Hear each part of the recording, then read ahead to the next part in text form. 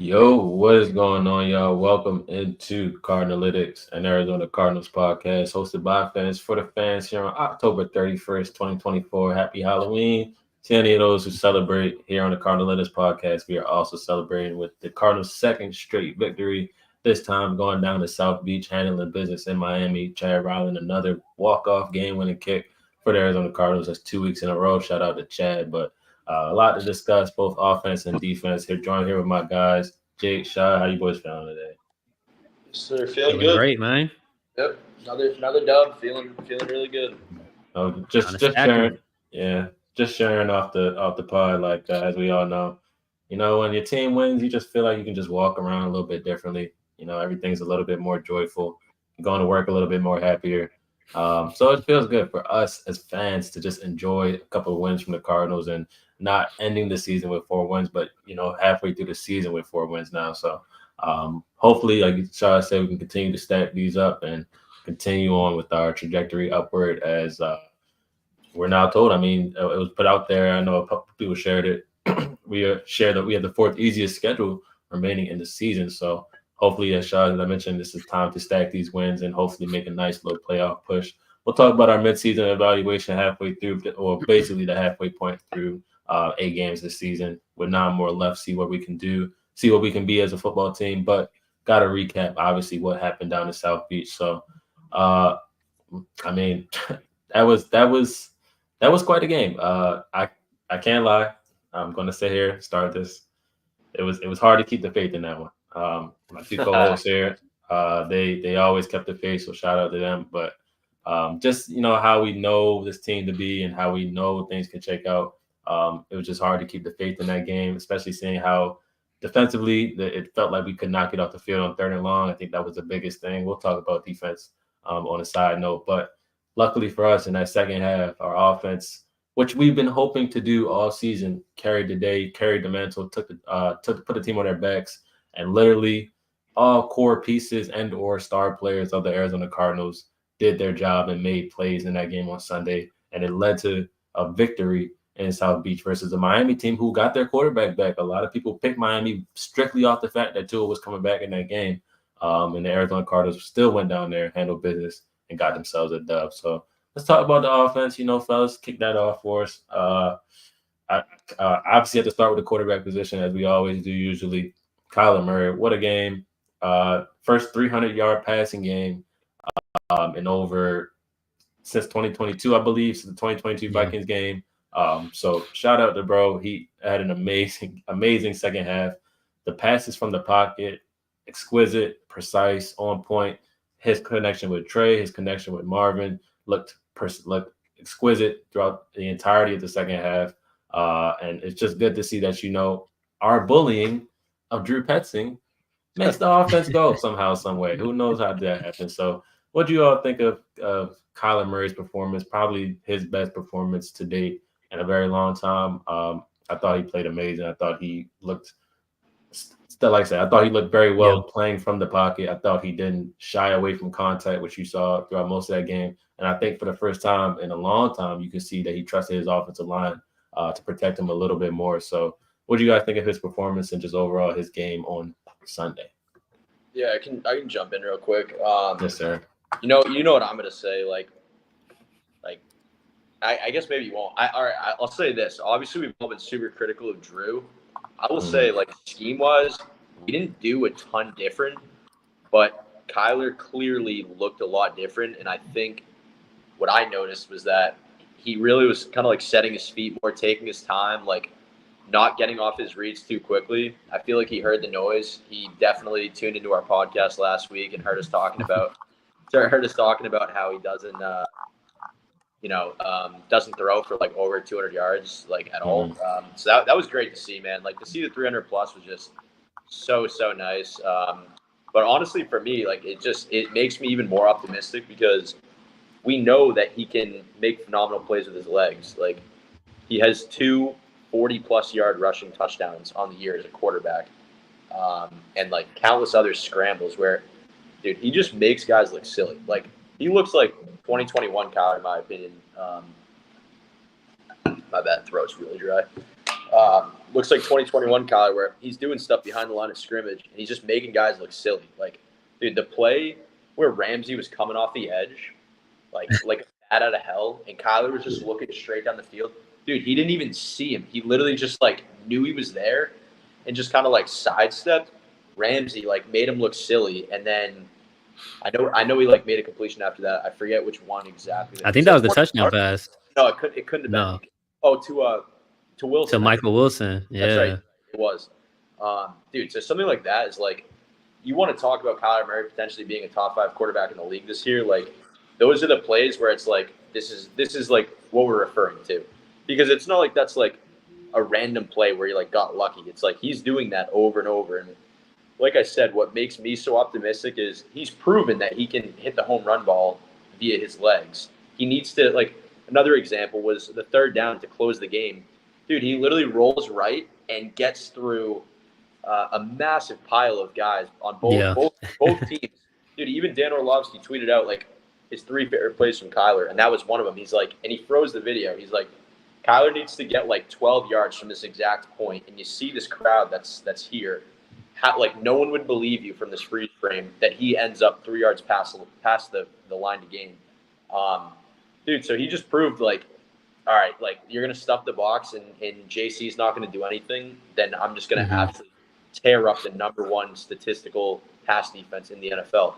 Dude, so, like, that's what you need. Like, we're talking like Pat Mahomes, Lamar Jackson, Josh Allen, Jaden Daniels, like, guys that have elite arms and legs. And Kyler has clearly emerged as one of the top dual threats in the league, like, undoubtedly.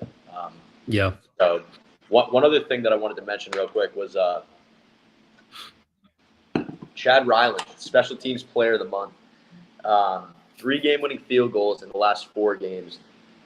Any guesses? Like, I watch a lot of Patriots football, obviously, like, being from New England and stuff, always hating them. Like, I always watch them and root against them.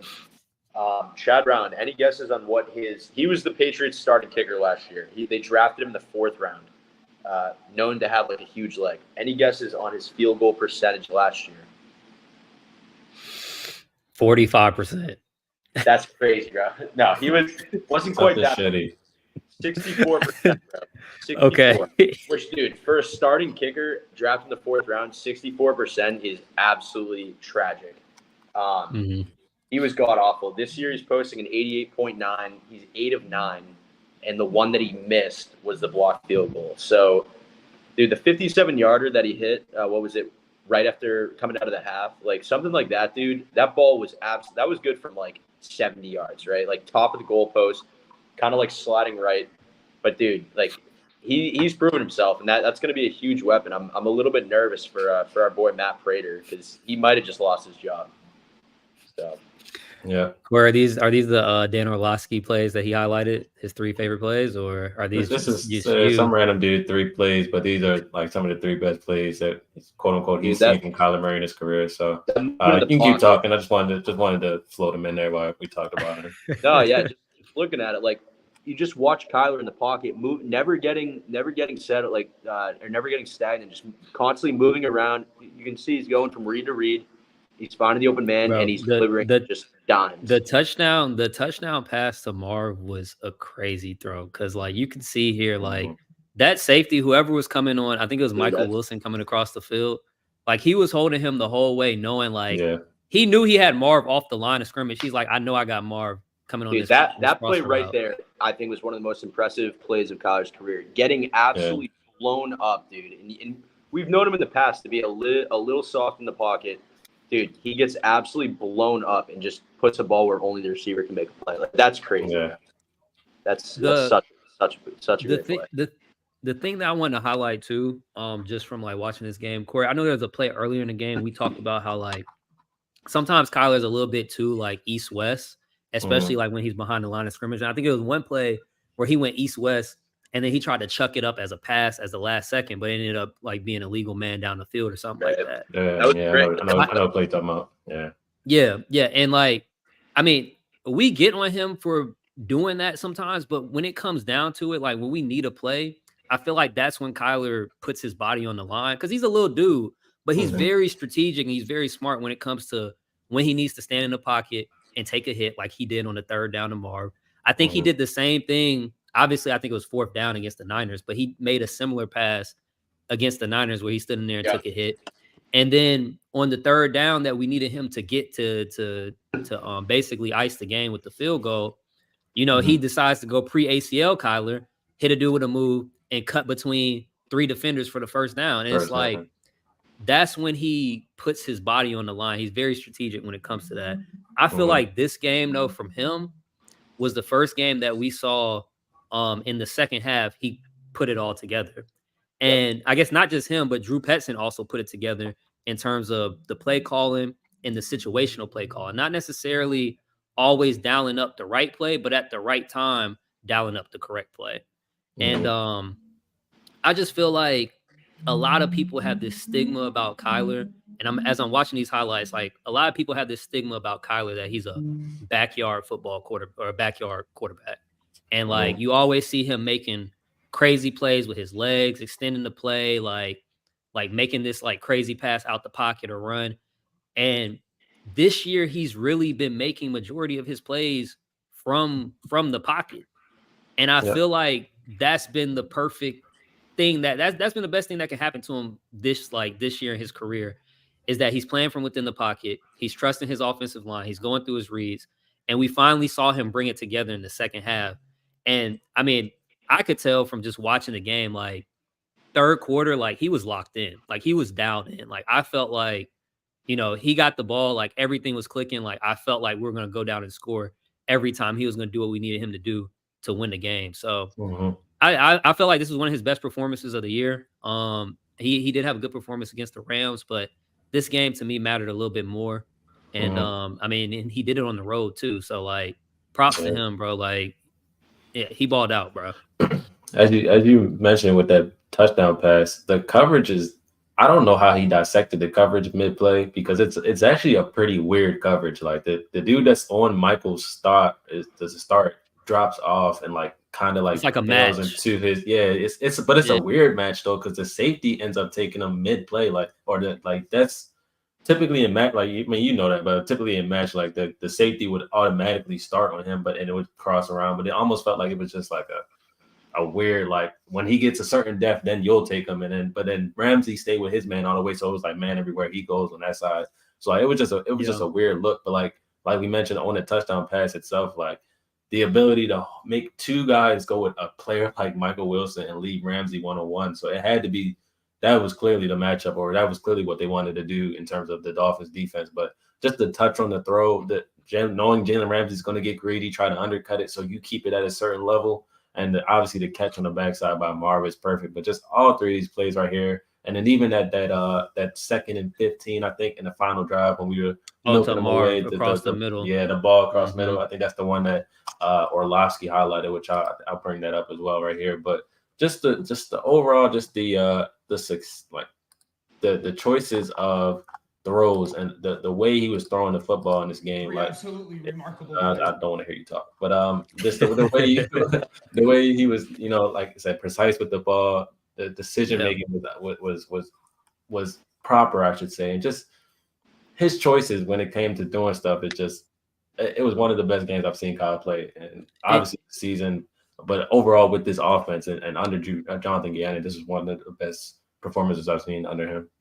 Definitely. And he clearly, like, he doesn't have the stats that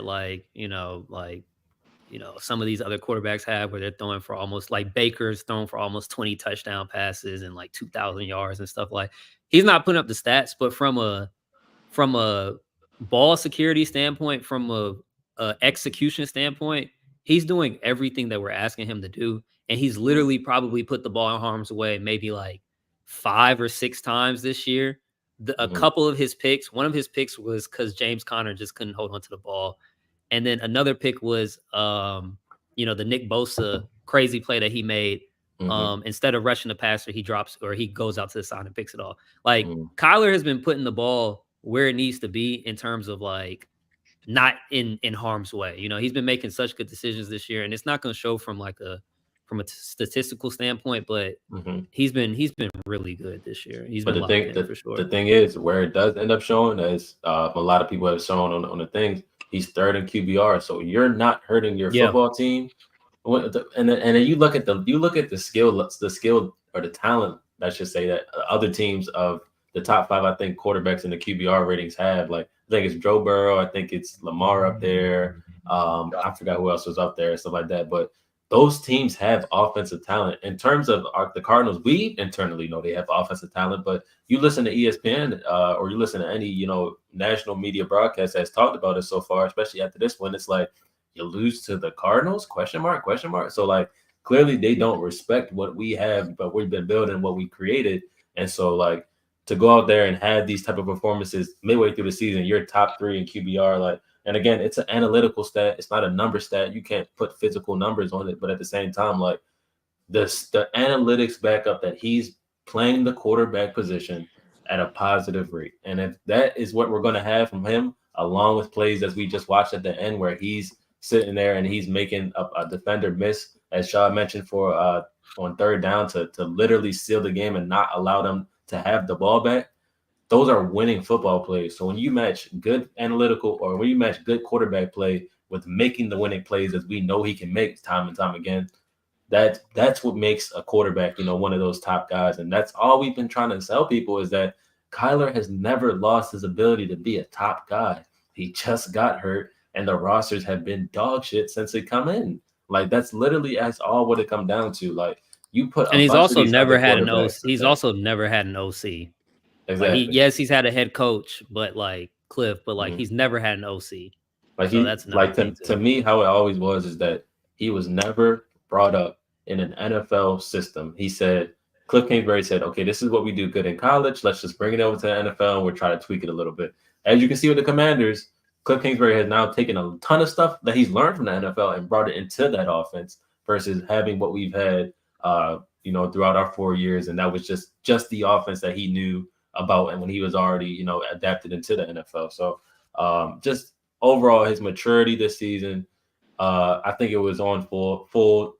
It was shown on a full light, obviously on Sunday, and overall, like I mentioned when we talked about the offense, like especially the last drive and the gotta have it plays when you need them. How many times did we say somebody's name and our studs are making plays on offense? Our studs are making plays on offense, whether it be Paris Johnson in the run game, Trey McBride in the passing game. Happy National Tight Ends Day to you. You didn't get an end zone, but man, you was clutch all over the field, no matter where it is. I think he's, me personally, I think he's, if not the best tight end, definitely easily top 2, top 3 in the league because of his ability to catch, block, a very underrated blocker. I heard the Pick a Side podcast. We've got a bunch of, skits and stuff like that. They do a bunch of stuff. They underrated his blocking immensely when it came to him, a comparison with him and George Kittle. And Trey McBride is a great blocker in the run game, but also his ability to be elusive in the open field, be able to run away from guys, hurdle guys, run through guys. Like this guy is a monster. Like Trey McBride is one of them ones for real. And then obviously unlocking Marvin Harrison's potential with Kyler Murray on Sunday. That's going to take this offense to a brand new light. And especially when we know if our run game is going, it's going to be tough to stop those guys. But they showed on Sunday that the run game doesn't have to be the main cog in order to get success in the air. Like when that becomes a 1-to-1 ratio when it comes to success in the air and the ground, that's what takes this team up to the next level. So shout out Kyler. We're proud of you. Yeah, go ahead. I wanted to point out too, like, you talk about Trey McBride, you talk about Marv, like Paris is low key becoming like a top 10 tackle in the NFL. Like you don't really hear his name called a lot. And when you do, like, I mean, he's gotten some questionable holding calls. Like they haven't even been holding, but like Paris has been doing his thing. Like to say that obviously he was a top 10 pick, number 6, number 6 pick. Like he's been living up to that for sure. Yeah, shout out Paris. I just want to shout out to him. Yeah. He was talking crazy to Calais. I love that. I love my boy Calais, but he was talking crazy to Calais, and I can't do nothing but love that right there. Go ahead. That was like arguably his worst game too, like, just in terms of the penalties. Like one of them was super costly on the. I mean, it was honestly like kind of a kind of a joke of a call, but like the pancake block late that put us in 1st and 20 as we were trying to drive down the field for the walk-off. But I think he had 2 or 3 flags on holds. Outside of that, though, like, and if that's his worst game too, like, still like objectively good game. Yeah, we got a special talent there. It'll be interesting to see with Jonah coming back either this week or next, just what they're gonna do there. Whether they, I don't know, maybe they move because Beacham's playing right tackle right now, so maybe you flex Beacham to right guard, put Jonah back at right tackle. I mean, Kyler said that's where he's felt the most comfortable all season was with Jonah on the right side. So I like. I'm thankful for Beacham and his success, but I'll probably just keeping him at tackle. Who's playing guard right now on the right side? Is it So they do Cologne and Adams. Like Adams will be in there. Okay. Like like if Adams comes in, it's like you'll damn near know what to run play. But Cologne takes the majority of the snaps right there, and I think he's been playing well. Like it's not. We haven't talked about, and even with Will Hernandez being out, we haven't talked about like interior pressure being a problem so far. The majority of the season. So I mean, I think you just continue to keep the high hands rolling. Cologne has played well. I thought you were going to say, do they actually choose to activate Williams? Like Beacham has been playing okay. Like it's crazy to say that, but it's like he's been playing just good enough. Go ahead. No, I was gonna say I would just say based off of Kyler's comments alone, like he literally said like the one game that Jonah played, which is week 1, that's the best he's ever felt on like with the right side of the line. He's like, I didn't feel a single pressure all day. So if Jonah can come back and be like even 80% of what he was in that first game, like I feel like it's a no-brainer. But we got to find a way to utilize Beacham because I don't know. I'm sure the 3 of us all aren't the biggest fans of the guy after like kind of bashing Kyler in the media while being his teammate.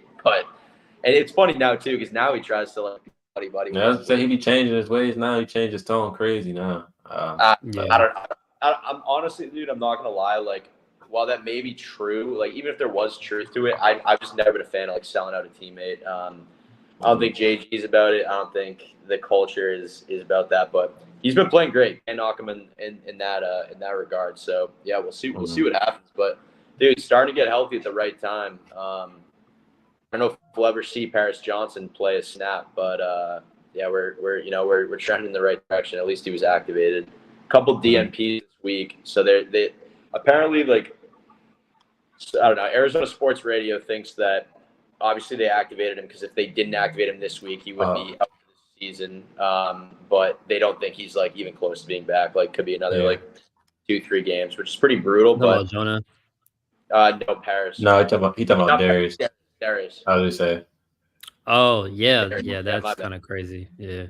I mean, I was gonna say you can add on there. You can add on Darius when we go to the defense. I was gonna say if y'all had anything else offensively. I guess. But I was about to say. I mean, this was Marv's best game as a pro. Like I don't think we really touched on that as much. But like for the number 4 pick in the draft, like. He looked like how he was supposed to look. You know what I'm saying? Yeah. Like he had no drops and he was making clutch plays after clutch plays. Like that's what you drafted him at 4-4. He was getting utilized correctly. I felt like it was his best game as a pro. Like it looked good to see, or it felt good to see him doing what he was doing on the field. That was the first time it felt like this guy is like what they said. You know what I mean? Like he's like a true upper echelon, like in the conversation with the greats. That was the first time that you felt that way. Like obviously the Rams game was great. He exploded, but dude, it was all in the first quarter, 4 catches, and that was it. This game, throughout the game, he was making good catches when you needed to have it. No drops, thank God. And he just looked like this is clearly the best receiver on the, you know what I mean? So it was great to see. Yeah. They made a comment on the broadcast, and for all you fantasy players and stuff like that, please shut the hell up. You don't know what you're talking about. But on to that, they made a comment on the broadcast, mentioned that Kyler Murray and Marvin Harrison, they got together. Kyler Murray invaded the wide receiver room, took Marvin Harrison Jr. to the side, and basically went through, what do you like best? This, that. And then you got, your commenters. And why weren't they already doing this? Why didn't they already start, doing this type of communication? Yeah. Well, ding dongs, he actually let his wide receivers coach the wide receiver. Kyler Murray doesn't coach wide receivers.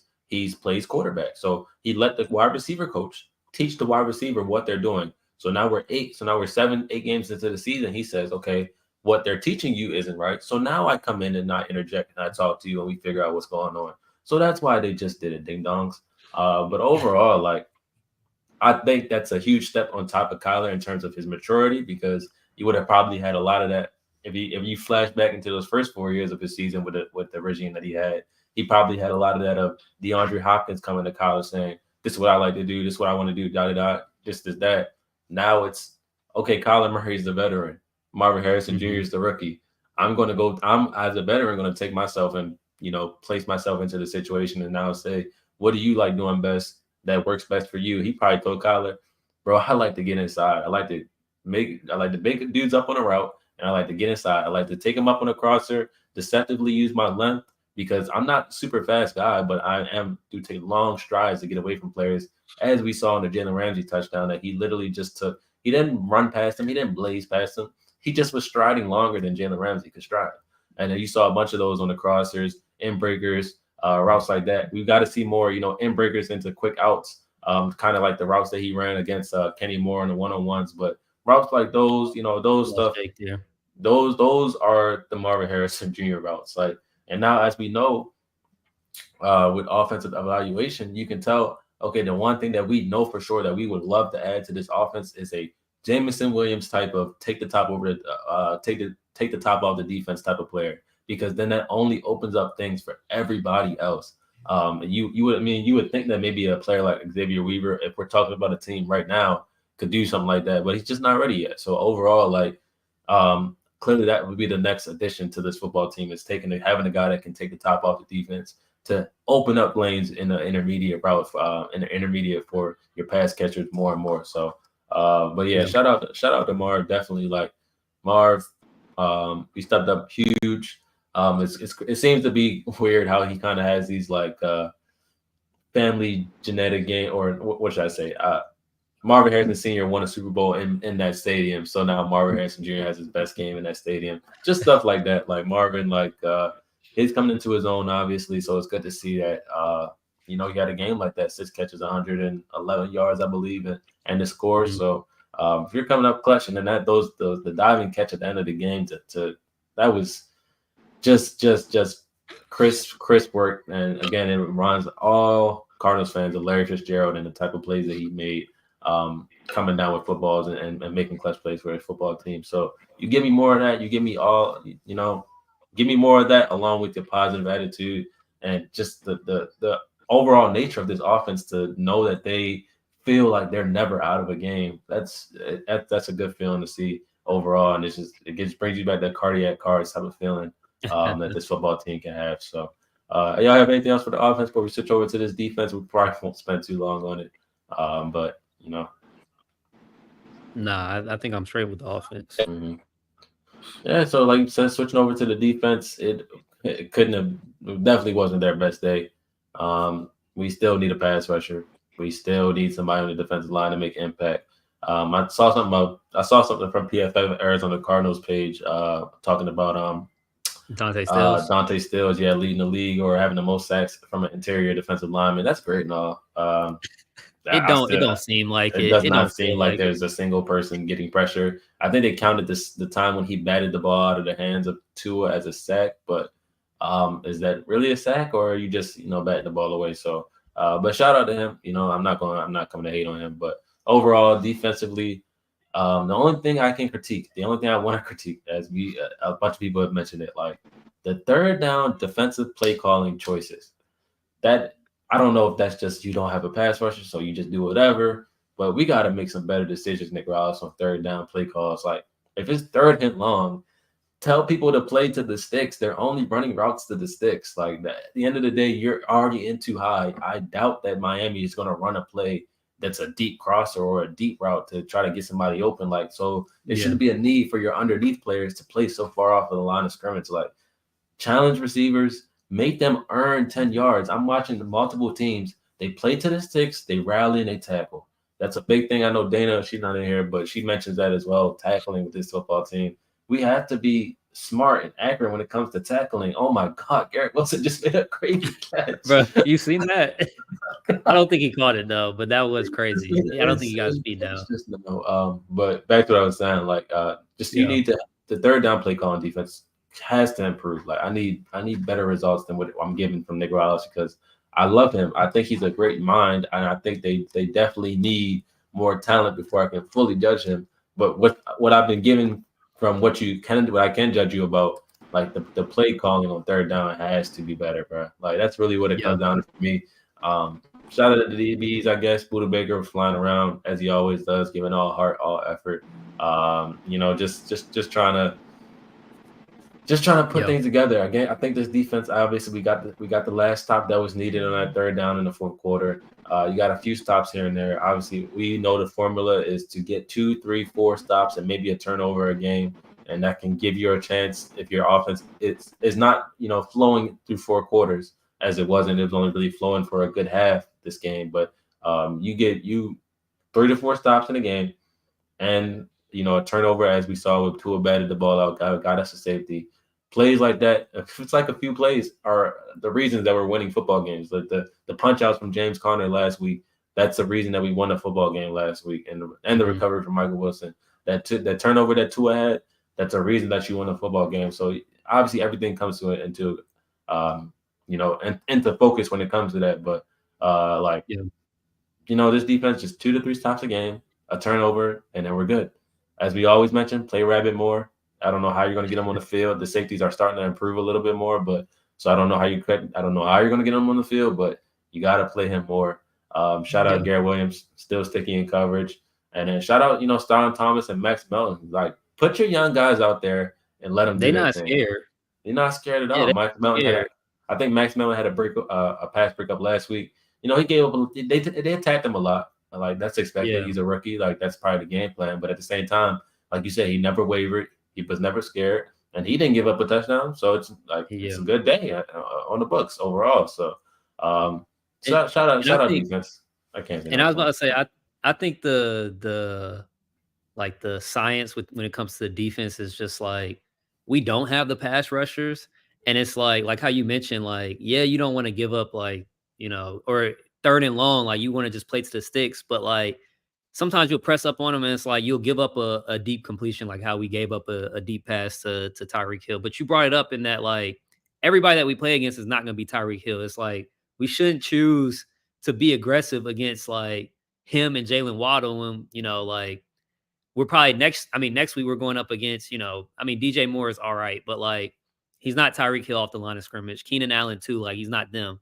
So it's like you should be consistent with that. But the science I feel like is the defense is so inconsistent that you don't know when you want to, sell out. And eventually you got to for this defense to get a stop, we kind of got to sell out. So it comes down to like just the timing of like, all right, we're going to send 6, we're going to send 5, or we're going to send 7, and we're going to hope that we get home and hope that, they make a mistake. And I felt like, watching that game, obviously they weren't getting stops for the whole game. Like they were just letting the Dolphins just run down the field, literally. But we saw when it mattered, it was just like, hey, like, I don't care what the results are. Like, you got to make some shit shake. So I feel like that's kind of how the defense is going to continue to be. But it's a science that Rallis has to, figure out. And obviously some help could, some pass rushing help could kind of ease that a little bit. But I don't know. The deadline is November 5th. And a lot of people, the rumors have been that Monty's just constantly on the phones looking for pass rushing help. So I don't know. That'd be nice. But like one guy isn't going to cut it. You know what I'm saying? Like, one guy isn't going to cut it. So this is just our reality this year. Jay, get in here. How you found, the defensive performance? You get, as we mentioned, like I said, 2 to 3 stops a game and a turnover. That seems to be the formula for this team. As you mentioned, up and down unit, very, very, very a lot of downs on Sunday, but had your moments of up. So how you feeling defensively? I know you also mentioned D-Rob close to coming back possibly. I know he's looking like he's sitting out and probably will not be back until likely the bye, which is very unfortunate for your first round pick. But defensively, how you feeling about the guys and the effort they put out there on Sunday? Yeah, man. I mean, like, as I've been saying, this defense is just constantly up and down. Usually it's like week to week, but as you kind of saw this past week, it was throughout the game, up and down. Mm-hmm. I mean, giving up the third and longs, but like the highest rate of third downs given up in the league is just not a winning stat. And that's like can be directly attributed to not having edge rushers, not being able to get to the quarterback. Especially too, like props to Tua. Played a great game, got the ball out like explicitly fast, which was quarterbacks doing that. Like there's really not much you can do when you have like Jalen Waddle and Tyreek Hill, getting open, making plays. And then you have a guy like Devon Achane, who's extremely, like nimble and can hurt you as well in the rush and the pass game. And then Mostert is just a bruiser. So, I was extremely impressed that when we had to get a stop, we were able to get a stop. I feel like that's the JG effect. In past years, there's no way. With the way the defense was playing, like, dude, you're just mentally beaten. And for them to just stand up and get the stop, like, on a call, too, that, like, arguably could have been a backwards pass and lost them, like, a whole bunch of yards. Which didn't and I want to say, yeah, I was about to say, I want to say on that play too. Like, Corey, I know you were saying like if Achane caught that, it was a touchdown. I went back and looked at that play. Like how Buddha was playing that day. Buddha had like, I guess, got around some cornerback. Buddha coming downfield with Achane. I'm trusting my All-Pro safety to make that tackle. Oh yeah, no, he's smacking A-Chain shit for sure. Yeah. For So, sure. so I don't think it would have been a touchdown, but it would have definitely been 1-on-1 with Buddha. And I'm taking Buddha all day. For sure. Yeah. No, so I was encouraged by that. I mean, Mac Wilson continues to be that dude. We just need an edge, man. Like, if we can get to Darius Smith, like, dude, that would be just so massive. I want to shout out the DBs of the Cardinals. Like, usually in the NFL, obviously you boys know, but to the viewers here, like, if you have a bad pass rush, it makes the job of the DBs infinitely harder.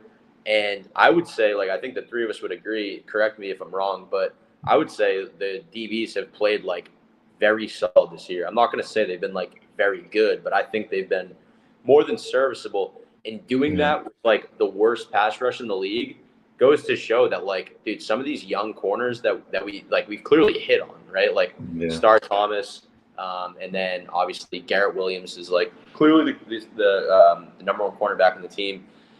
Dude, that's like extremely encouraging. Like if you were to put like, I don't know, like let's say like the Eagles like pass rush with this cornerback group, like for the Cardinals, it's like, dude, these guys are making crazy plays. And I feel like that's why we haven't seen a ton of interceptions this year, because the quarterback has so much time. Like at a certain point on every play, the receiver's going to win. Like it's just they're professional against professional. If you give a guy like 5+ seconds, like the quarterback's going to find someone, the receiver's going to win somewhere, some way. So it's not even a question. Like Monty, we have a ton of money. Like, dude, you have to go overpay, right? Like as far as like trade goes, like go trade for a guy, like give him a fourth, give him a third. Seriously, like, we have to bring someone in. I don't care if we have to pay this guy next year. Like it's worth it. We clearly need the help, in the pass rush. So I'm like begging him to do that. Like I said on Twitter the other day, like, dude, I wish Monty had an account so we could tag him, right, and just like harass him to go and trade to make moves and stuff. Yeah, there, bro, before the deadline. Like I said, I don't. You just gotta find his burner. You know he has a burner. Dude, seriously, like let's find it. Let's go tell him, like, bring in Aziz, dude. Pair him with his brother, and next year, dude, especially, like, we would be freaky. I think Ojulari has 6 sacks. Like, dude, our top guy was guard up with 3, and that was in one game. So it's like, dude, it's a no-brainer. Like, you put a competent, above-average pass rusher on this team, and, dude, all of a sudden the defense is going to look really good. I do feel as though we're like a piece to 2 pieces away in that pass rush group, dude, from being like a really solid defense. I'm not talking a top 5, top 8. I'm talking like a 14 to 13 range defense that can like make explosive plays. So he's got to do that, bro. He's got to do that. You bring someone in, like, if we can find a way to beat the Bears, and then I'm not impressed with the Jets at all. Like, dude, you could be looking at 6-4 going into the bye with everyone getting healthy, and it's like, dude, NFC West is right there. Like, dude, don't keep kicking the can down the road because nothing is guaranteed. Like right now, we're a solid team. Make us a great team that has a chance when the NFC West is wide open. Before Christian McCaffrey comes back, dude, like the Rams are clearly, they're back. Like with Cup and Puka as well. They're totally different teams, so they're gonna be right on our ass. The Seahawks are junk, but like, dude, yeah, man. Like going back to the defense, like I am like content with what I'm seeing. Like they are who we thought they were to an extent as far as giving up the 3rd and 12s like all the time. Yeah. But then they'll do things that you don't expect. Mac Wilson, the pick 6 that was not to be against the Lions. Mac Wilson blowing up guys in the backfield. Mac Wilson interception. Kaiser White interception. Starling Thomas getting beat. And then having the grit to go and chase a guy down and save a touchdown, and then Jalen to be back there and to recover it. Like Roy Lopez, dude, a random homegrown Arizona talent, like literal no name, getting through, making plays. Like, dude, clearly Gannon knows what he's doing, and like Rollis, I give credit, but like I do feel it's like I think it's mostly Gannon's like invisible hand, like with the defense. So. And he acts like it's not. Like he always shouts out Rallis in his pressers, but like, dude, he's a defensive guy. He was a DB. Like, that he's in there. He's with Monty. So yeah, man. Like, long story short, you gotta get some pass rush help. Have to. Yeah. And Corey, I was about to say real quick. Like you've talked about this before. Like Kyler's never had a defense above like 24. I think you said ranked above 24 in the NFL. Like. You get him a defense like how Mahomes has with the Chiefs. Like, I'm not saying that we're about to be the Chiefs and go undefeated, but like we're gonna be a damn good football team. Like playoff team for sure. And I feel like when it comes to the defense this year, maybe you add one guy before the deadline, but like the optimism about the defense is like you mentioned, Jake, we haven't had a good pass rush and dudes have still been playing all right in the secondary. Next year, like it's a clear path of influx for talent on the defense just off of injuries alone. Like just off of you have Darius Robinson back, you have the 2 guys that you signed back with Justin Jones and Bilal Nichols. And then you have hella draft picks and capital that you're gonna throw at that position or at the defense. Like I feel like next year is where we're gonna see a drastic jump in the defense. And if we could get to just 15 average, 16 average, we've never seen Kyler with that. We've never seen this offense with that at any point. We're looking at a really, really good team. Yeah. Real quick before we continue, I completely blanked on the comment section, so I had not seen a single one. I seen Greg's in. What's up, Greg? How you doing? Good. Appreciate you stopping through as always. Dana mentioned just got here. But she also left a comment, said that she thinks that the ultimate direction of the team is a face 4-3 look. So it may be a DN across from Darius Robinson that will be picking up. They may prove me wrong by picking up someone like Aziz. And then she said Darius Robinson didn't practice. So Jake, you just had that Darius Robinson didn't practice this week. I know he got activated off the IR, but tell me more about that. What's going on with that? Yeah, so Darius, obviously everything happened with his mom a few weeks back. Condolences, prayers for that. Never want to see that, obviously. Feel terrible. But, and like I've been on it a little bit on Twitter, like not to be like a dick about it, but I think like they're kind of like dragging that out like a little bit as far as like him not practicing. Not what happened, obviously. That's not what I'm saying at all.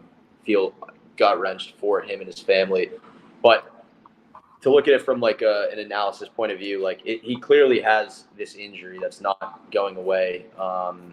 It's it's been lingering. It's going to continue to linger, and I don't see him back for another few games. Honestly, like you were saying, like probably after the bye, which is brutal. Like that's a first rounder that like no one remembers. Yet to see, like everyone forgets. Looked great in preseason too.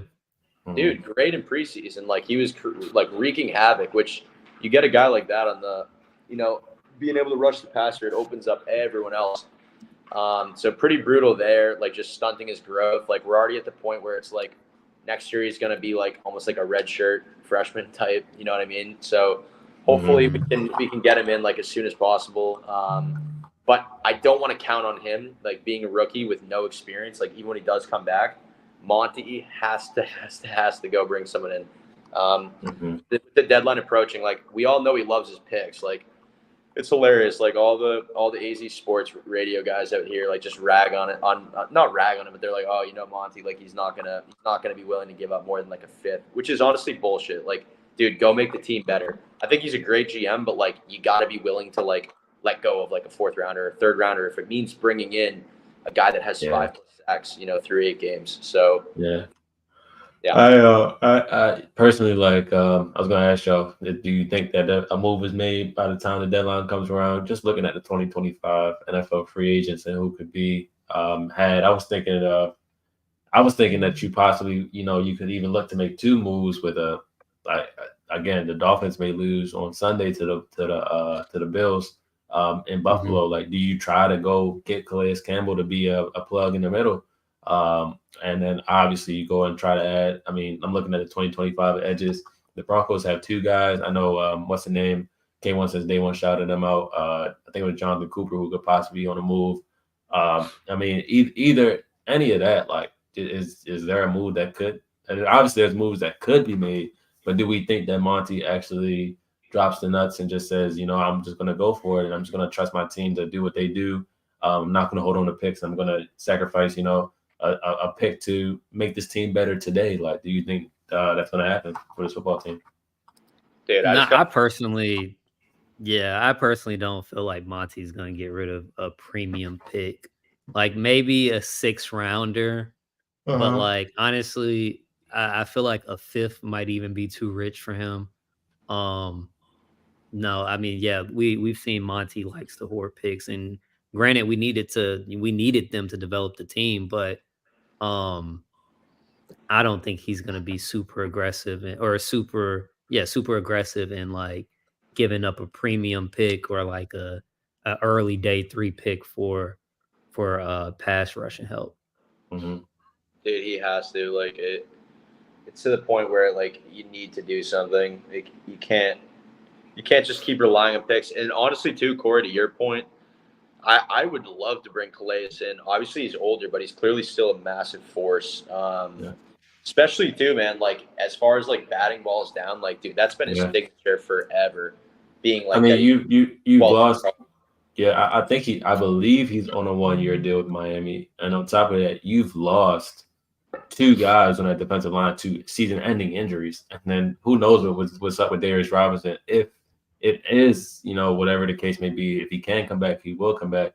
But if he can't, like, if Calais Campbell's on a 1-year deal, you go and try to add that because that to me, he is a monster in a run game. He still puts pressure on the quarterback from any position, as we saw out there on Sunday. And it's obviously a homecoming. He knows Arizona. He doesn't know this football team, this coach, but he knows the organization. He's played a ton of football too. Exactly. So it means a lot. And then on top of that, like any type of edge, I don't really care who it is. I know, you know, Venerable has mentioned a lot about Harold Landry because it's like a Montez Sweat type of move where it's a younger guy who comes in already on contract. You just pay him, you know, the money that he was already being paid because you're basically going to pay an edge rusher likely anyways next summer. So why not just go get one now? But if you can't get that done, like really, I don't care. Like any of those dudes from Denver, Zadarius Smith, I don't even know who else is available, but like try to get it done. Just try to get something done because I'm with Jake. Like you got to take advantage of the opportunity. I was going to transition this literally into like the midseason evaluation. I think I said on this podcast to start the season that I wouldn't be able to predict where we would be at the end of the season until about week 8 or 9. I think this is a spot literally just because I just wanted to see what our situation would come to be by week 8. And clearly the situation is that you played a lot of tough games, although at the same time, like it's hard to quite know what your football team is because you've had a lot of highs, you've had a ton of lows, like, and then you've also had the middling points of them. So it's like the team has been all over the place. But what I do know is that there are, as Jonathan Gannon mentioned and a bunch of players mentioned, there are a resilient group. They do not quit on a game. They do not give up. unless they're taken out literally from a game, unless the game is taken out from under them, right? So if you leave the door open for this football team, they will strike and they will attack and will take a chance. So to me, I think I was looking at just midseason evaluation. Like, you've shown me that your defense overall doesn't have a lot of talent up front, but somehow, some way, you've made a couple games here and there shake, and you've gotten a couple stops here and there. So that's good enough. And then to me, the reward for that is going to add somebody as an edge rusher, a D tackle, to make that group feel a little bit more confident when they go out there on a snap to snap basis. But then offensively, I think the midseason evaluation is that we as a fan base, at least me personally, I came into the season saying that I wanted this offense to establish an identity as they had throughout the final 8 games when Kyler was playing last year, but then also that Kyler Murray makes his mark as a guy that you cannot not talk about when you're talking about quarterbacks. And then Marvin Harrison Jr. is a guy that you're going to have to think about or game plan for when you're talking about us on offense. And so far through 8 games, you kind of see that building and what this could be for the football team. So for you all, midseason evaluation, like, what are you thinking about this football team so far, and how have they either shown, surprised you, let you down, whatever? Yeah, I'd say first off, it's not about how you start, it's how you finish. And like you kind of just touched on like the offense and like our expectations. Obviously, the defense we didn't have that much expectations for, but the offense we had a ton of expectations for. And this last game with the Dolphins, you're only as good as your last game, like in this league. And this last game against the Dolphins, like the offense to me finally kind of showed us what we were expecting to see going into the season. So, I'm gonna give Drew Petzing a pass and say, hey, like, build upon that. Like, he can build upon that. But from a record standpoint, 4-4, I mean, this is definitely where I thought that we would be at. I still feel like the expectation is playoffs, competing for a playoff spot. You want to be at the last, 2 weeks of the season saying we have a chance to make the playoffs and we control our own destiny. That to me has been the expectation for me all season long. And I feel like we're even though we're 4-4, like I expected us to be 4-4. I didn't expect us to win some of the games that we won, but at the same time, I didn't expect some of the other teams in the division to do what they've been doing. So now we're number 1 in the division, with the back half of the season left, with a favorable schedule, and we have a chance to really control our own destiny. Like, if with these next 2 games, like if we can jump out and win these next 2 games and go from 4-4 to 6-4, that would put us in a real good spot to do what we've been trying to do. And I think, man, this team just wants to play meaningful football in January. I feel like that's really, really the goal for this team, and we're on pace for that. Yeah, it might be frozen on me, but go ahead. Midseason evaluation, just like I said, it surprised you, disappointed you. What are you looking at so far? Yeah, I feel pretty good. Going through like the schedule, I feel like this is like around where I kind of had us, like 500 at this point in the season. So, and like they do say, like we've played the toughest schedule in the league thus far, and we have the 3rd easiest going forward, which is even more reason, like I said, for Monty to make a move. Being that we do control our own destiny. I think it was Mike Wilson on the PHNX podcast talking about how they're aware that they were 2-0 in the division, and like we literally control our own destiny. Like those were his words. So, bro, that's great that they're talking about that. Great that they understand it, and knowing like, we gotta keep going. This is a conference game coming up this weekend. Like we gotta keep stacking wins. If you can find a way to get above 500, bro, like it's insane. Like 2 things I want to highlight too. Like I said, hardest schedule in the league thus far. 2 of those games you got absolutely blown out. Like Green Bay and Washington didn't come ready to play, got our asses beat. That was that. Lions, we got totally screwed on the halftime call, 14-point swing, which we ended up losing the game by 7. So that's massive, right? And that's basically against the best team in the league at this point. And then against the Bills, like Greg Dortch, right, throwing up like a sideline ball on 4th down to Greg Dortch, right, who's getting clearly pass interfered with. They don't throw the flag. We end up losing the game by like 6. Dude, that's another one right there where we're a play away from, like a call away from getting a win against top 3 to 5 team in the league right now. Dude, with all those things being said, it's like, yeah, we've dropped some stinkers, but every team does. Like the Ravens just lost to Jameis Winston, right? Like as like a 10-point favorite. So it's gonna happen. But I would say like you want to be judged by quality of your losses. And obviously, like, you know, you want to be judged by your wins as well. But dude, those are some really competitive losses we've had. Of course, we dropped a couple stinkers, but dude, the schedule coming up, like, you got to handle the Bears, right? And Arizona, apparently, I just found out, is known as Chicago West. So probably going to be a takeover game. Like, I was planning to go to every game this year. Is that just because we're from Chicago, or is there like Chicago, like they come over here and they ball out? Dude, I wish it was because we were from Chicago. It's all Bears fans, right? Like, it's like a lot of Midwest people move to Arizona, and then especially in the winter, they call them like snowbirds. So they all move here for the winter. So apparently there's like a huge Bears population here. Like I said, like I was planning to go to every game, but start of this week, like for one ticket minimum, at like before fees was like $300. So obviously, like me and my girlfriend, right, like thinking about it. I've been watching the ticket prices, like they are coming down. Obviously, like closer you get to the game, like you're gonna have some, but it's not looking good. They're pretty pricey. So, and like for reference, too, like the Jets game next week, you can find like $40 tickets. But like this Bears game is, so that's going to be a factor, of course. But I think the team knows that, right? Like, we live in a destination city, or we play in a destination city. So you gotta like tune out the noise and just expect it. But yeah, man, like you gotta start stacking wins. Like I do put a lot of respect in the Bears. I don't respect Caleb for shit, but that defense is really legit. Like in my opinion, like top 3 to 5 in the league, like for sure. They're dealing with some injuries. I've been watching pretty closely. Sweat did not participate yesterday. He was limited today. That's obviously pretty big. Then they got a couple DBs that are out. Brisker and Gordon. Yep, there you go. Yep. They're not playing? They're like, well, they haven't been practicing. I don't think either of them practice. I was gonna say that's big. They don't play.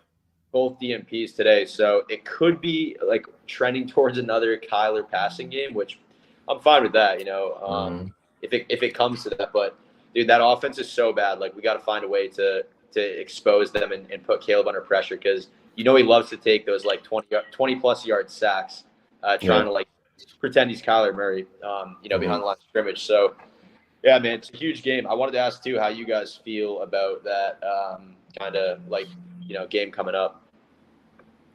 Yeah, definitely. I was gonna say we can get into it, because I was gonna lay out my path for 10-7 for the season, but baby, get into it. I was gonna. I mean, I think I probably share this with y'all, but like we talk about this. We can get into the Bears game before that. Like overall, I mean, I'm with you on the defensive side of the ball. I would love to see a lot of, you know, pressure be based. Obviously, you could get home with 4 in this game, because I don't think the Bears offensive line is great. I think they're going to have a new right guard in there from injured reserve, and I believe another right tackle from injured reserve, or a left tackle from injured reserve. So yeah, you're going to be dealing with players that are coming off of injured reserve to play. So you hope that you can, maybe with the pass rush that you even have, take advantage of that. But offensively, it's going to be a lot more the same. Like, can you generate a run? Can you generate any type of explosive, and can you get your playmakers to football? That's the formula for offensive success. And if you find that, if that's the offensive success that you have, you're going to win the football game. Because you watch that game back, which I did a little bit with the Commanders and the Bears. Like, the Commanders had 3 touchdowns called back. Like, they probably should have beat them more than what it was even, listed at. So, like, and then the Bears had time and opportunity. And last time I checked, versus a defense that doesn't have many names, they are playing good football in the Commanders down there. But a defense that doesn't have many names, they held Caleb Williams to 33 yards passing midway through the third quarter. It wasn't until DeAndre Swift busted that long run until they had some offensive success. So we know our defense is going to give up some plays here and there. Like, we're not on the level of the Commanders' defense. It's sad to say that, but our defense isn't on the level of theirs, at least how they're playing. But overall, like if you can generate some type of stops, generate pressure on Caleb, and force him into a mistake as a rookie should make, you'll have success in this game. As Jake, you put it on Twitter, like Matt Eberflus hasn't won a game on Sunday on the road ever in his life. 0-17. So he literally has never won a game. Yep. Don't be the one. Yeah. Don't Right. be the one. Continue with make him 0-18. Don't make him 1-17. That's a hell of a streak, bro. And they do say in the betting world, never bet to end a streak. Like that's a serious streak. Like you're like you want to get like into statistical analysis. Like you're betting like that the one game in 17 games. Like come on, we got to keep that going. We got to keep that going. Some people will relate that to bad luck, but to me that shows they don't have an ability to take their game on the road. It is what it is. They don't have an ability to take their game on the road. And I know they went to London and had a great game, so shout out to them. But we're talking about a physical United States home game where you're not, thinking about other things like that. Like he doesn't have an ability to generate to get garner his players and give them success on the road. So again, don't be the one. Continue to 0-17, make him 0-18. And like I said, if Brisker and Gordon are missing, this could be a good game, like you said, for the passing offense again. Obviously, Tremaine Edmonds and TJ Edwards are both good linebackers, so we'll see what type of game Trey McBride is going to be able to have. But you get him a little bit loose, you get the run game going a little bit. I think that might be the one thing that might hold us up a little bit. But if you can get the run game going, you should have a lot of success coming out of this game. So I think, again, this is another game where your offense can get to 25 points. I think you should be able to walk away with a dub, and we'll see where the chips may lie after that. But just get to 25, and we'll talk in it from there. Dude, I want to say too, I don't know if you guys saw this, but Garrett Wilson had like one of the best catches of all time in this game for a touchdown. Yeah, I was just. I saw you it. were missing out when he. Yeah. You were missing out when Devontae he Adams missed just iced it too. Dude, were you guys having internet issues earlier on? I had to ask. No, we were pretty good. Yeah, dude. So it kept saying like the connection isn't stable. So I kept having to like go in, come back. I was wondering if it was happening to you guys too. That happened to me a couple pods ago though. Okay. I was doing the same thing a couple pods Crazy, ago. yeah. It happened like 3 times. But Shaw, how you found about this game? As I pull up Dana's comment about Chicago. No, I see. She said, y'all got Portillo's down there. I love Portillo's, bro. I love Portillo's. When you boys are down here, let's go. I've never had it. Oh, you never had Portillo's? That's crazy. I don't think it's like a Chicago. It's like a Chicago like hot dog fast food spot. It's pretty good. But yeah, put me on. They're for real. Chili dogs. Bro, they got everything. Perfect. But as far as the Bears game, like I kind of agree with you, Corey. Maybe with the exception of like, I feel like the way to probably beat Caleb is to just contain him. Like I feel like I feel like the best pass rush against Caleb is not that much of a pass rush, because when he does start, getting crazy and stuff like that and making plays, I mean, like he's gonna extend the play and people are gonna get open. But like forcing him to play from structure in the pocket, like that was his, I guess, knock on him, like coming out is like, can he do that? Can he play from within structure? And he hasn't really been lighting up the scoreboard or the box score lately. I think he had like 40 something passing yards last game or something like that. It was something ridiculous. Like 33 through 3 quarters. 33 through 3 quarters. Like it, and I think he finished with maybe like 40 or something like that. Like it was something ridiculous. But I feel like if we we just contain him and don't let him kind of go crazy, then we'll be straight. Like I don't know, man. This team seems like they're picking up steam, and how the offense looked last week. Like if they come out like looking like that, and Drew Pessin's dialed in, like calling plays, and Kyler's like not scared to.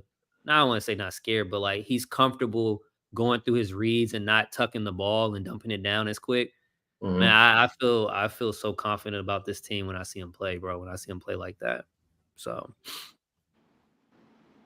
Jake, how you? I didn't know that. I didn't know. I was gonna say I didn't know the stat about the away game though. With the away games with Eberflus. Crazy, bro.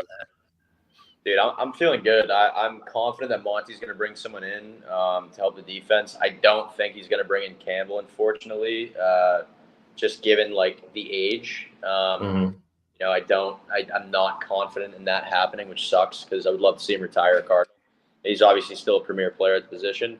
But said it before the season, I'll say it again. I'm right in between 9 or 10 wins. Like the Patriots is a win, right? The three of us are going to celebrate that in person together, which is sweet. The Panthers is a win. Vikings are not who we thought they were. Like I feel totally different about that game. The Jets are the Jets. You guys were saying it. The Jets is a win. I was gonna say you guys were sold on that like the whole off season leading up. So gonna trust you boys there, dude. And that's why I'm thinking it's like, dude, if we can win this weekend, like we could be 6-4 at the bye, like in clear cut first place in the division. It's always with the Cardinals, right? Like in the past, you're thinking like, oh god, like if we can just hold on. But it's like, dude, with a team like this, like, dude, we have this 2-game divisional buffer. Like we just have to have the same record as the next closest, and we get it. So yeah, control your own destiny, man. I'm excited. I'm gonna say, I'm gonna stick with, I'll say 10 wins, right? I think it's definitely doable. Gonna take a little bit of luck. Yeah, man, I'm excited. This is the most optimistic I've been about a Cardinals team in many years. So excited to ride it in. Do we want to get back on our prediction game, or should we keep the trend? I was gonna say that to keep the. Oh, you talking about the game? Yeah, keep the trend of just not trying to call it. Just let's see what they pop out on us with. But I'm with you. I'm with you on the 10-game slide. Like I think the clear path for 10 games. It's not gonna be easy. Obviously, any game could change based off injuries, stuff like that. But the clear path for 10 games is. You have a 3-game set versus the Panthers, or not the Panthers. You have a 3-game set versus the Bears, the Vikings, and the Jets. Those are 3 games that if you find a way to get 2 wins out of those 3 games, you're going to be looking at obviously 6-5 right there. Now you have 2 games with Seattle coming up, a game with the Rams, and then a game with the 49ers, and then the Panthers and Patriots. So you're talking about if you can find a way to manage a split with Seattle, if not greater than just, sweeping them, as we think that we're probably a better football team than them. If you can manage to just out of respect, you split with them, you get the Panthers and the Patriots wins right there, and then you get 1 game of the San Francisco and or the Ram game at the end of the season. Then you're talking about, which would be crazy because we're talking about sweeping them, but then you're looking at right there, that equates to 10 wins right there from where you're at right now. If you go 9-8 still, I won't be mad. Obviously, we'll talk about it here and there. Like, I think anything in terms of 8 wins or above is a huge, massive W for this season, regardless of what happens.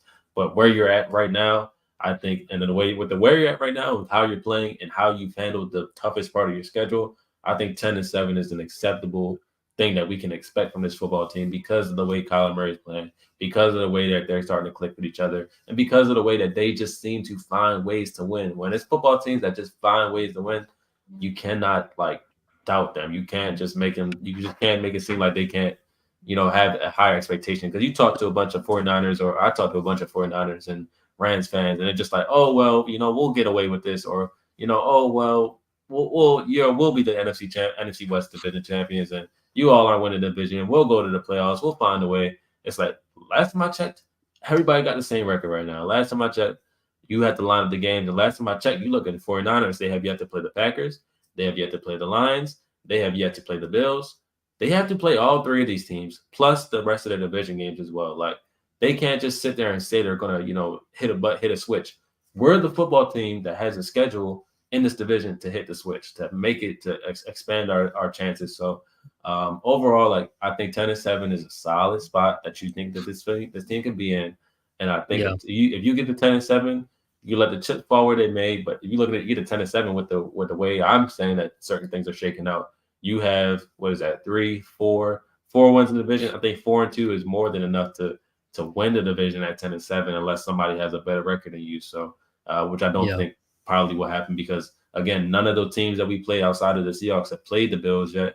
That's another team they have to worry about. Everybody has to also play the Packers. Everybody has to play the Lions. Everybody has to play the Vikings. So outside of San Francisco and LA, I believe. So they have tougher schedules than we do going forward. So I think that's a massive W for us and what we can accomplish going forward.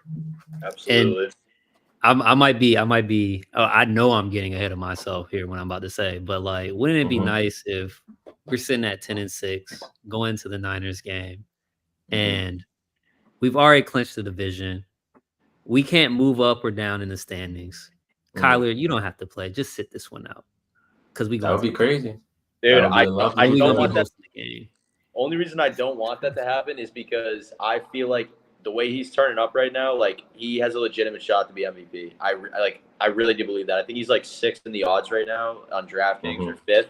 Like, dude, he's got a legitimate shot. Like, I would love to see it happen. You know what I mean?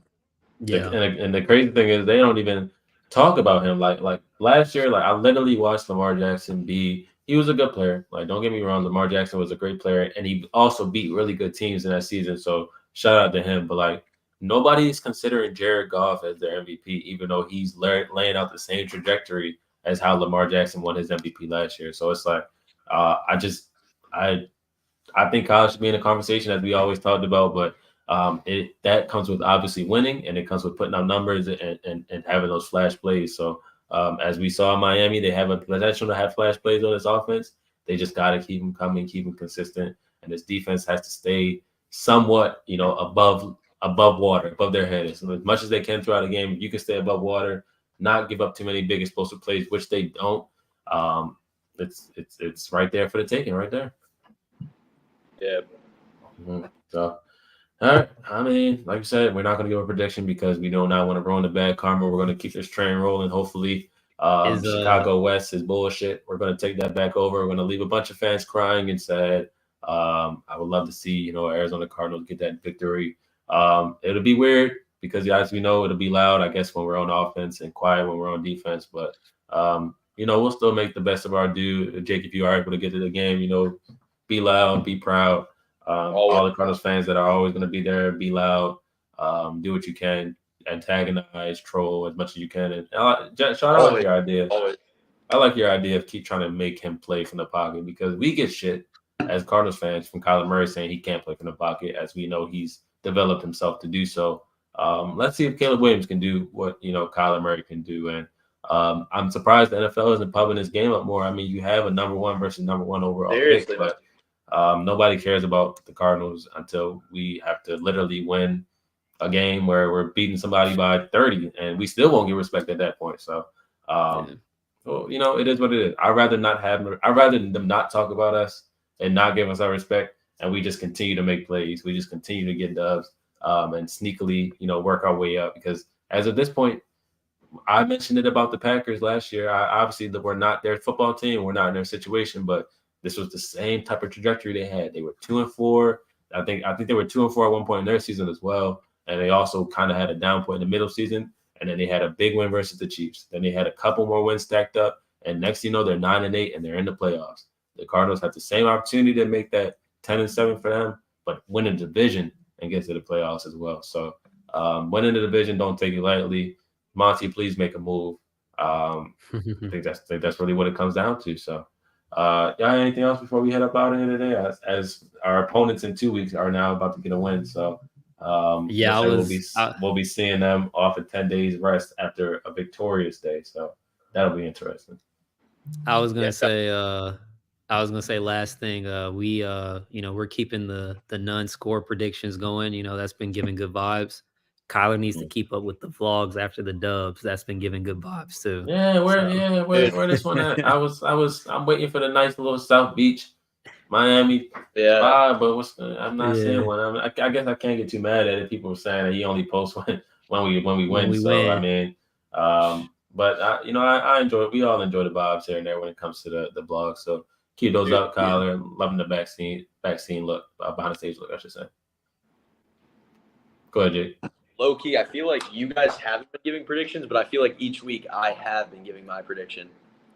I feel like we got to keep that going. I don't remember. Okay. Yeah, that's true. Right. That's true.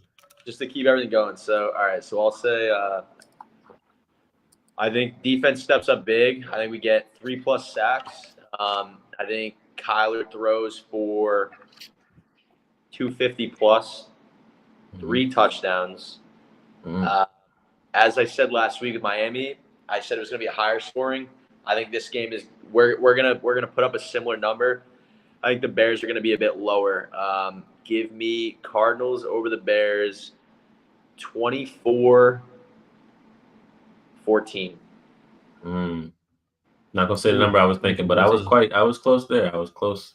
I was on the same accord with you on the Cardinals number, and I was just right there with you on the Bears number. So I like those options right there. I like that. So I feel like we gotta put our foots down and get a win here that's greater than 1 to 2 points. So it's gonna happen. If Cardinals can get themselves a double-digit win, that would be the vibes. The vibes are just gonna go up and up and up. So yeah. So shout out to us. Glad for us to get this win. I love when we're able to talk about wins. All Cardinals content. I love when we're able to talk about wins. And Kyler Murray haters in this fan base. I know you guys are just eats worldwide. Kyler haters worldwide. Yo, yeah. I gotta say real quick too. Sauce Gardner, second time grabbing that right ankle, man. We'll see. We'll have to watch that. That's the holding merchant, bro. We ain't worried about Sauce this year, bro. That's the luckily them boys got 10 days to heal up, which is insane. They get 10 days before us, which is whatever. But we'll make up for it. It's all good with us. But also, like we said, shout out Underdog Fantasy, shout out Prize Picks, shout out any betting market thing, sleeper, whatever it is. Your jokes. Tyler cooked sleeper, bro. Cooked them. Yeah. Your jokes are slowly dwindling to non-relevant. They're clearly approaching engagement farming. And it's sad. It's quite sad to see that like fantasy groups are shitting on players that actually do good in their type of realm. Like Kyler cashes out a lot of people in a lot of weeks. So Underdog, that was weird. Prize Picks, again, your over-unders for Kyler are typically cashing for him. So don't know why you talk about that. And the sleeper, Kyler Murray is one of the better fantasy quarterbacks. So let's just stop. You don't joke about anybody else. Like Micah Parsons literally has not played in forever, but yet he sits on a podcast and chats about life every time. And nobody says anything to him. So again, the study plus shit was fake. We knew it was fake when it happened. And I think Kyler actually addressed that in one of the videos the other day, mentioning something about that study clause stuff. But we knew that was fake. We knew Kyler Murray is in a film room all the time, every day. So that's never been anything that Cardinal fans should have worried about, I'd say personally. But yeah, like Underdog, Sleeper, you guys are weirdos. Yeah, I don't know. They need a new life. But yeah. We will. I think I'm out of here for the day. You boys have anything else before we, chop it up and then chop it up next week after hopefully another victory? Nah. I think I'm straight, bro. I've been over here waiting on my DoorDash for an hour and 17 minutes. So this is crazy. That sounds like Atlanta DoorDash right there. Can't lie to you. So appreciate y'all stopping through episode 30 overall. We're grinding through these episodes. We're going to be hitting 50 soon. So appreciate y'all boys, obviously, every time that you hop on here. Appreciate all the listeners, commenters. Dana, appreciate you. Greg, appreciate you. And hopefully our team continues an upward trend and, our podcast earns a little bit more. Our Cardinals fans get a little bit more. And we start building up this fan base to be something that was respectable and solid and a real place where people can really talk football and not just be bashing the quarterback after every time we lose a football game. That would be nice to talk about. So appreciate y'all, and we will catch y'all on the next one. All right, catch y'all, boys. Thanks, appreciate it.